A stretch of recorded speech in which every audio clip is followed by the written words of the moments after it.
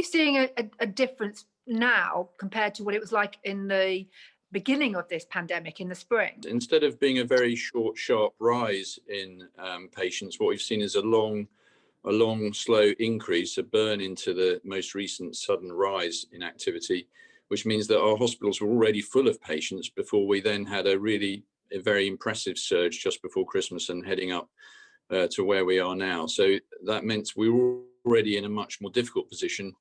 We've had to admit more patients at one time than we did in April. So every service is under even more pressure than it was then. So for instance, the Royal London Hospital in Whitechapel, which normally has 44 intensive care beds to look after patients, today has 150 patients in intensive care.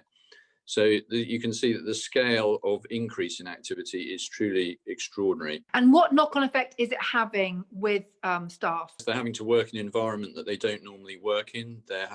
Many of them are having to work additional hours. Some of them are working in different hospitals. It's a big ask for them. I think the biggest stress is on the nursing staff. They're being asked to look after more patients than they would normally be asked to look after. What's your message to people who will be listening to this podcast today, who may be thinking that the restrictions that we've all had to live under since March are getting too much? My message is that this is really serious. This is the biggest civil emergency we've had certainly in my lifetime, and probably for quite a while before that.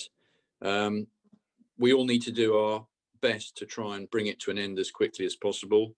And the message for the public is clear. There is a whole range of rules about people's behaviour, which they need to stick to. And the sooner that more people stick to that, the better, because we've got to try and keep the infection rates down.